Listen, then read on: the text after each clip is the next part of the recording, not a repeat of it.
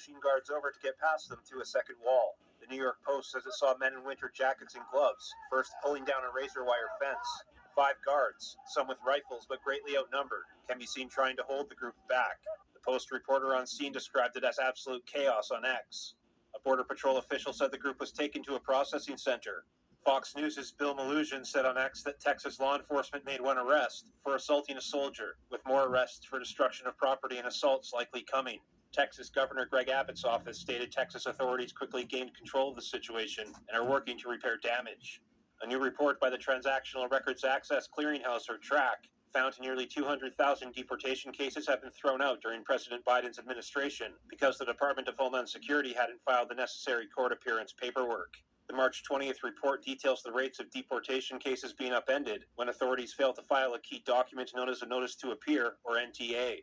TRAC found immigration judges dismissed over 33,000 deportation cases in fiscal year 2021 for lacking proper NTA paperwork, close to 80,000 in fiscal year 2022, and around 70,000 in fiscal 2023. TRAC data shows roughly 10,000 deportation cases thrown out so far for fiscal year 2024. Jeremy Sandberg, NTD News. 16 Republican-led states are suing the federal government.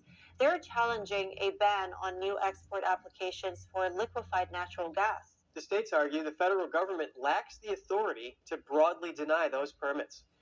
The lawsuit was filed by the Republican attorneys general from a number of states, including Texas, Louisiana, and Florida. They say the Department of Energy's pause on exports will harm the economy. The Biden administration said in January the pause... Wonder what happened to that person that was in the wheelchair. There's stuff over here at the dumpster. Died. I wonder why. The country is going to the dogs, if you haven't noticed. And just like a dog that lacks training and discipline, a nation with no strong leadership can quickly descend into absolute chaos. And that's what we see in the U.S. today. People lashing out, biting the hands that feed them, or the hands that at least try to protect their own rights. Instead of promoting unity and tolerance, we're seeing a rise in division and fear-mongering. The administration and the ruling class pander to the negative base emotions of the populace, exacerbating the problems and eviscerating the precepts of peace and understanding. Surely they know that. The media plays a significant role. Instead of presenting facts and allowing the public to form their own opinions, they've chosen to collectively push a prescribed narrative that seems to serve to further divide. Major walks in front of Biden, so who's in charge there? But he's not alone. Dogs seem to be leading the pack. They're the only reason some people leave the house or even socialize anymore. We need to hold those collecting checks from the state accountable for their actions and ensure that they're working on the behalf of Americans. Recognize we're all in this together and that our differences are what makes this country great. And if this puppy goes down, we all do. Yes, it's a boring and dirty business to clean up the poop, but it has to be done. With real leadership, greater transparency, a little bit of discipline, we can stop the country from completely going to the dogs, I believe. Let's demand better from our leadership, or better leaders who promote a focus on the issues so we can try for a treat, a United States that remains intact and a great place to live. Thanks for watching. And remember, Snickerdoodle, keep your nose clean. It's one country. But is the plan going to work? The migrants would have to accept the idea and turn themselves in to Mexican authorities. Last week, the Mexican government said it would give Venezuelans around $100 a month. As part of the program, they will also have the opportunity to work for different companies in both countries. But migrants in a caravan now say they fear Mexico's real plan is to jail people before deporting them back without any payments. It's a lie. I know it's a lie. They say they will offer us money so we turn ourselves in. They are going to take down our information and lock us away in jails. Then they are going to release us and deport us without anything. It's all a lie. Don't agree with being deported for money. Most You should migrants have prefer to been keep on just moving stayed to at secure a home. better future for our families. Tensions between migrants and the Mexican government have been rising.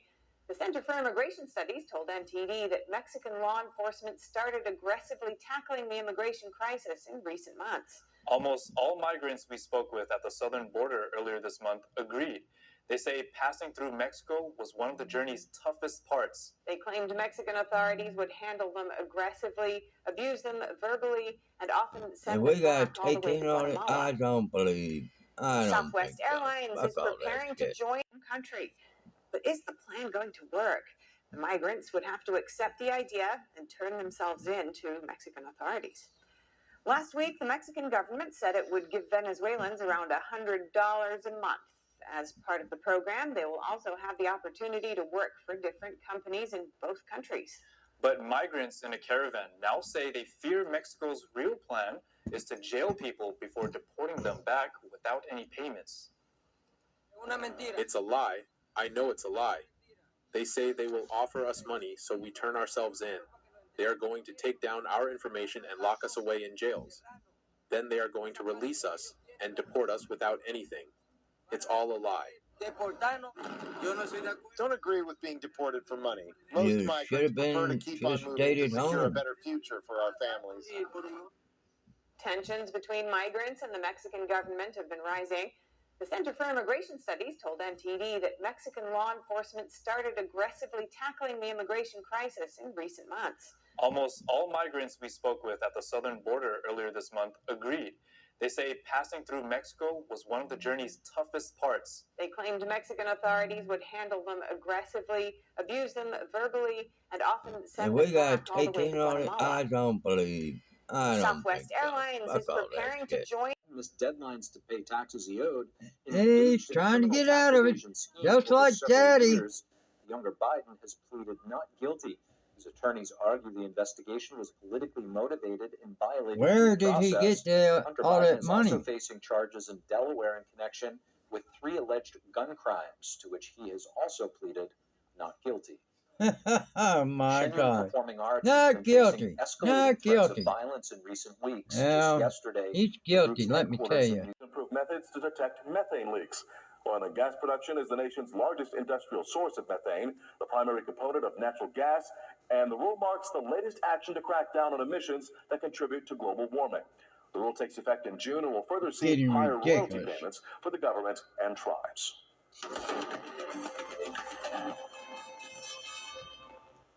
On the street, stocks are on pace to finish March in positive territory. Plus, the bad news keeps coming for prospective homebuyers. JD Durkin has the breakdown. I'm JD Durkin reporting from the New York Stock Exchange. Thursday, March 28th marks the final trading day of the month, and all 3 major indices are on pace to finish both the month and the first quarter in positive territory. Many analysts here on Wall Street have recently boosted their 2024 price targets for the S&P 500. In other news, it's only getting worse for prospective home buyers. New data from the S&P CoreLogic Case-Shiller U.S. National Home Price Index revealed that home prices rose by 6% year over year in January. That's the highest annual increase we've seen since 2022. The report said all cities saw year over year increases for the second consecutive month, and that prices continue to set new all-time highs. Among the factors adding to the skyrocketing prices are historically low inventory and elevated mortgage rates. Despite rates continuing to drop from a high of roughly 8% in 2023, they still sit at 6.87% according to Freddie Mac data. And while they are expected to drop lower throughout 2024, inflation. it'll still be cheaper for most Americans to rent instead of buy. According to Realtor.com's most recent rental report, rent in the country's 50 largest cities is still cheaper than paying a mortgage. The average cost of buying a starter home in those cities was over $1,000 more expensive than renting.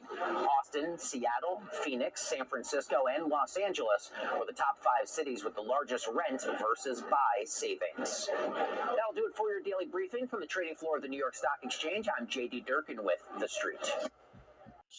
Including to steal yet more AI tech and data.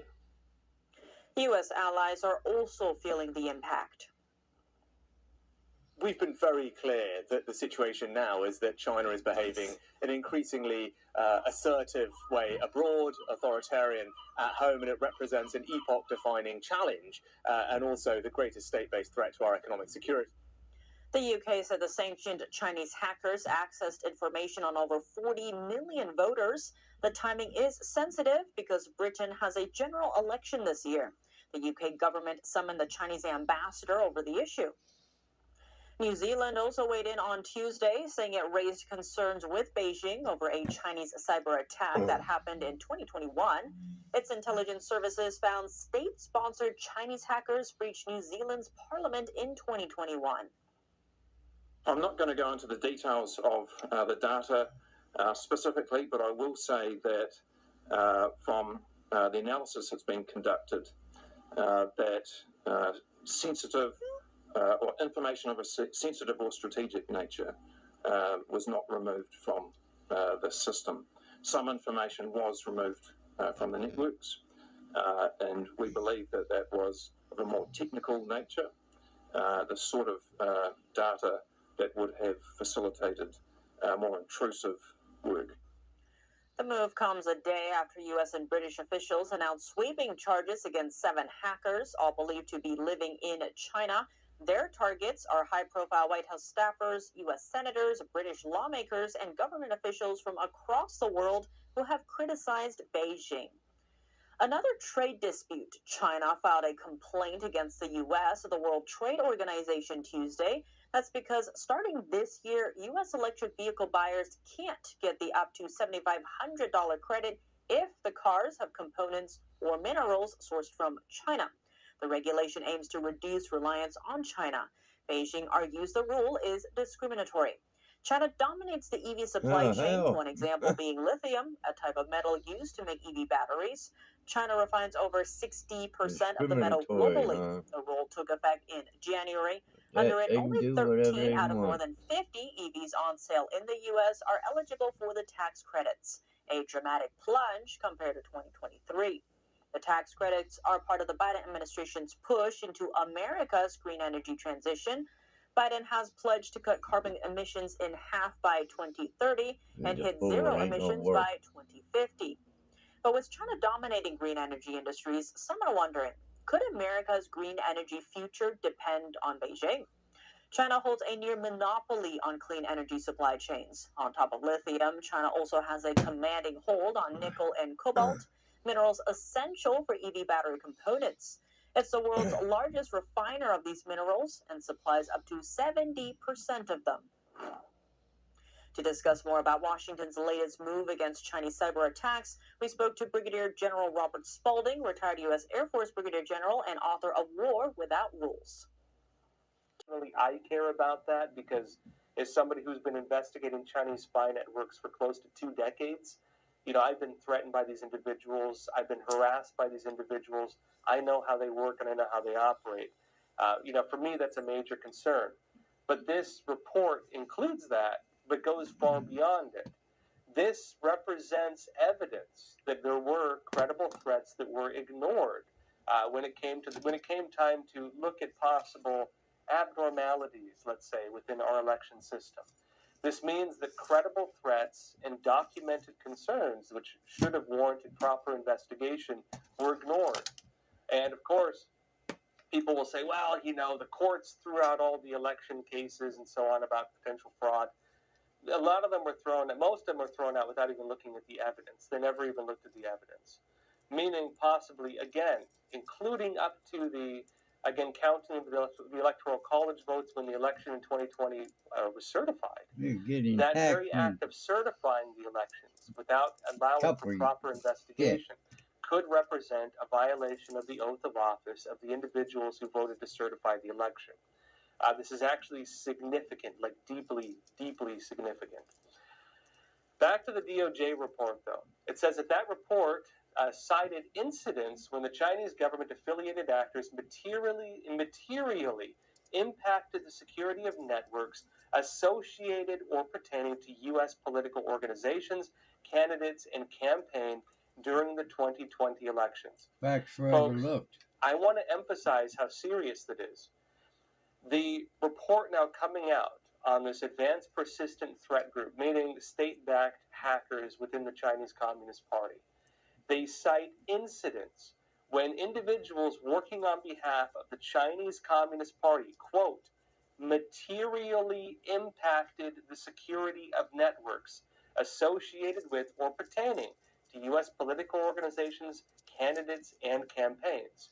meaning that they actually breached, they materially impacted the security of networks related to those individuals, meaning devices were actually breached, meaning this was not just an attempt, it was a successful breach.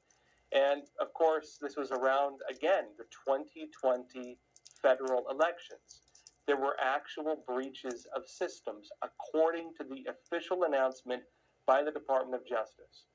It notes as well, that report also concluded that such actors gathered at least some information that could have released in influence operations, but which the Chinese actors did not ultimately deploy in such a manner. Now, a lot of people would note this part as a way to write off the previous part, because there's two sides with it. On one side, there is material breach of systems. They actually breached systems.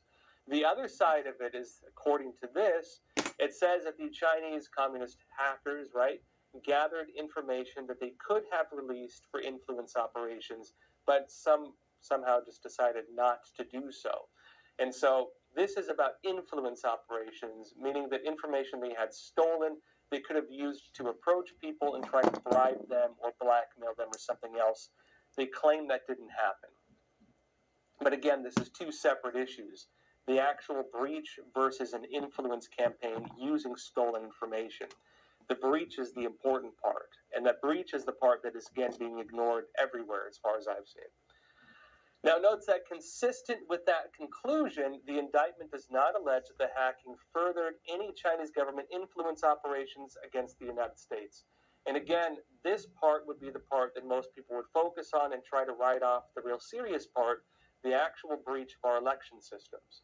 It notes the indictment's allegations nonetheless serve to underscore the need for U.S. and allied political organizations, candidates, and campaigns to remain vigilant in their cybersecurity posture and in otherwise protecting their sensitive information from foreign intelligence services, particularly in light of the U.S. intelligence community's recent assessment that the PRC, the People's Republic of China, the CCP, may attempt to influence the U.S. elections in 2024 at some level because of its desire to sideline critics of China and magnify U.S. societal divisions. In other words, significant stuff, folks. Now, of course, we'll see what it means when it comes to the 2024 elections. Again, because what we're looking at is evidence that there were actual breaches in the 2020 elections. And again, Congress voting to certify the elections while ignoring the evidence that there was need for further investigation, that's significant in and of itself. The main point they're using to write off a lot of that is there was no evidence of influence operations being carried out and information on key individuals, but that would be different from them, for example, having breached the election systems, according to this. The other side of it, of course, is going into 2024, what it means if Biden wants to secure the elections from foreign threats. Because, of course, any actions, any government intervention within the election system right now is concerning to many people. I would say that if there is credible threat from the Chinese Communist Party that they could breach our election systems, under rational grounds, this would mean that they should maybe act to close some of the loopholes in our election system. Maybe get rid of universal mail-in ballots. Maybe get rid of certain systems that can be breached or used by hostile foreign actors. Maybe get rid of the things that allow for fraud to take place, to close the loopholes in our elections, to strengthen the integrity of our election systems. But they're not doing that. They're doing the opposite, at least so far, right? By in law, the changes that were made during the COVID-19 pandemic, changes that overturned many laws that were in place to make sure fraud did not take place in elections, and open the door to actually cases we have in fact seen of individuals, for example, disappearing votes, of individuals, for example, stuffing ballots, of individuals falsifying signatures and otherwise. Very real, credible, documented, and in some cases even prosecuted cases, which are known, and the loopholes that allow for those things are not being closed. The concern people have, though, is that rather than close the loopholes in the elections, that individuals might say, you know what, we need to fortify the elections, right? Like the Biden administration did, for example, in Brazil. They helped them fortify the elections to help Lula get elected recently. Or, for example, like the Deep State did, according to, I think it was Time Magazine, where they helped fortify the American election system in 2020. Yeah. It's these individuals who, when they say fortify, don't actually mean creating election security. They mean tearing down things that are normally there to protect against fraud, while notably allowing loopholes that are often illegal to be utilized by campaigns in ways that, again, would normally be illegal. But they've legalized illegal activity and therefore deem that there's no problem. Evans reports tonight on what the sheriff is saying about See the the weapon chase, on the gun, ground? and the suspect's age.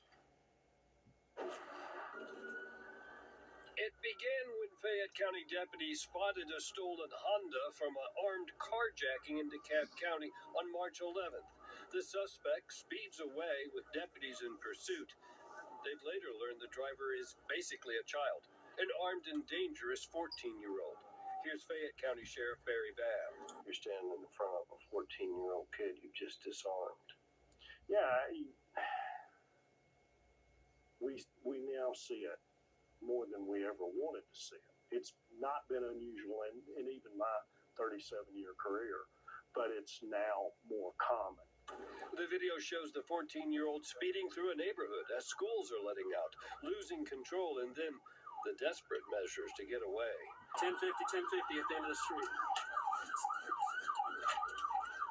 It's going through a yard, coming back out.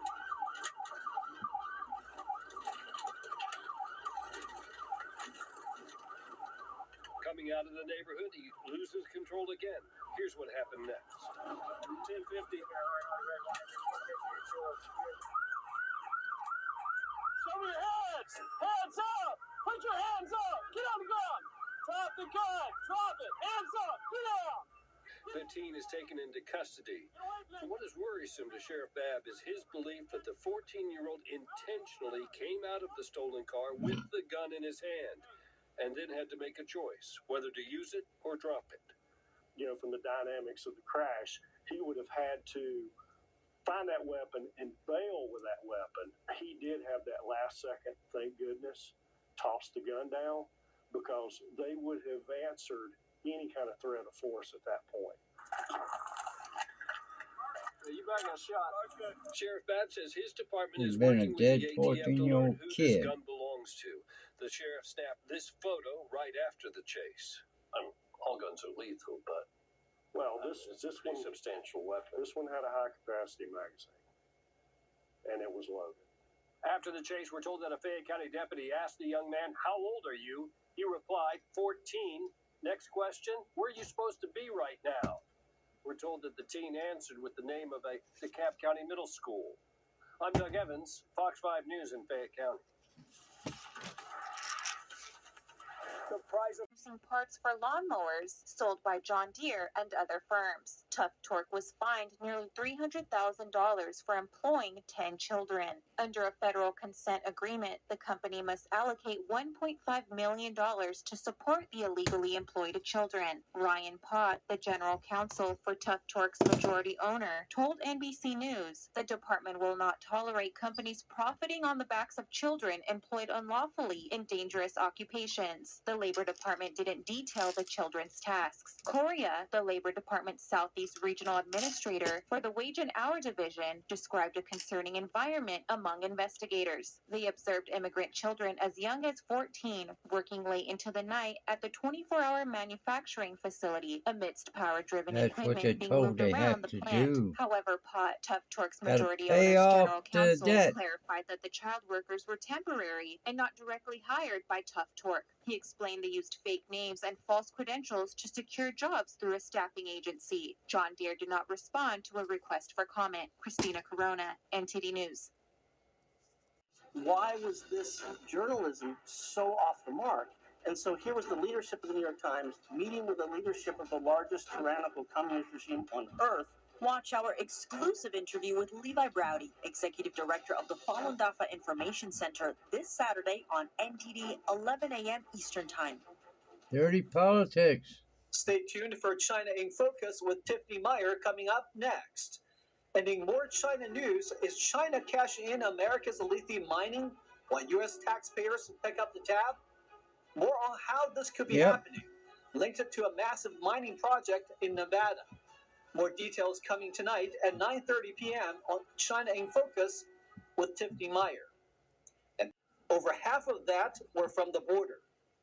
Governor Gavin Newsom announced Tuesday that officials seized over 500,000 fentanyl pills at the border. He's also urging Republicans in Congress to act on border security. Last month, the California National Guard and counter-drug operations seized over 1 million fentanyl pills in California, on border including nearly security. 600,000 pills Lots at of the luck state's with ports of Biden in entry. office. According to the governor's office, there was a 1,066% increase in fentanyl seizures between 2021 and 2023. This comes as Congress passed a $1.2 trillion government funding package last week. Ain't gonna As help part of the nothing. deal, the Department They of ain't doing Homeland their Security job. will get $61.8 billion, a $1.1 billion increase from last year. These This people includes make me $400 sick. million for combating the influx of fentanyl and new border security technology for detecting the drug. However, funding for border security has been a major holdup in negotiations between Republicans and Democrats at the Capitol. Senate Republicans argued that the provisions weren't strong enough to prevent the influx of illegal immigrants. They aren't. Representatives in the House wanted to decouple border policies from foreign aid. And it We'll should have take a been. short break now, everybody, but here's a look at what we have for you. Riley, and then he quipped back, yes, she was killed by an illegal, a term he was later admonished for using, then countered, yeah, but how many were killed by legals? Well, that's the point, Mr. President. As a country, we have enough to deal with without letting violent criminals from other countries to be released and re-released within our borders. You see, that's why legal immigration exists, and it's a great thing, too. So let's go with that. As a follow-up to his State of the Union or campaign speech, which was apparently just to rev up his base and counter the notion he's sleepy and absent-minded, his people tardily presented a massive $7.3 trillion budget proposal, which includes $5.5 trillion in tax hikes. Yay! That includes raising the corporate tax rate to 28%, the minimum corporate tax rate to 21%. This will, of course, trickle down to the consumer in the form of inflation for stuff like food. And additionally, he wants to impose a 25% tax on those with a net worth of $100 million or more. But where does all this money go? To help balance the budget? Nah, don't be silly. More war?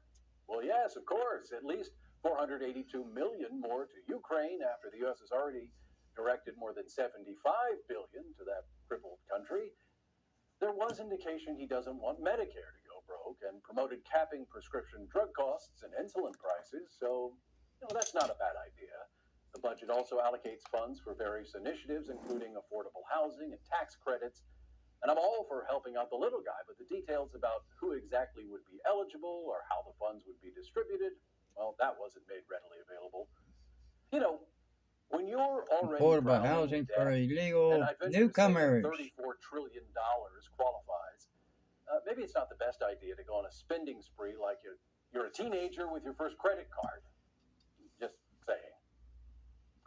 Thanks for watching. Of transitioning to electric trucks, given the significant investments required and the potential strain on the electricity grid. $1 The trillion. American Research Institute estimates that electrifying all freight vehicles, including long-haul trucks, would require 14% of the current electricity generation in the United States.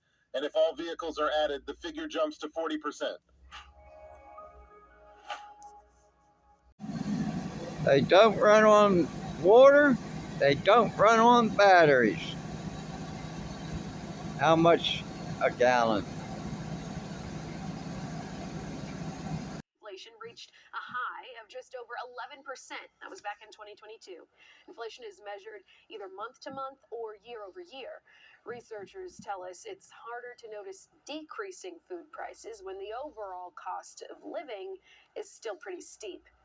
Yeah. When, for example, your rent rises or your housing payment rises, that leaves less money to spend on other things, including food. $200 easily, and it's like that's not even 2 weeks of groceries. Yeah, you can probably relate to what she Bidenomics. said there. Moving forward, researchers say food prices are going to rise within the next year. Well, just in time for Easter, inflation is one of the culprits for why egg prices have risen to near historic highs in many parts of the world. Bird flu and weather conditions have also impacted prices. This is the second consecutive year consumers have faced sticker shock ahead of Easter and Passover. The average price of a dozen eggs in the United States is around $3. That's significantly more than the $1.50 we paid just 3 years ago. Remember the days. Well, a disturbing new Now- side effect to the popular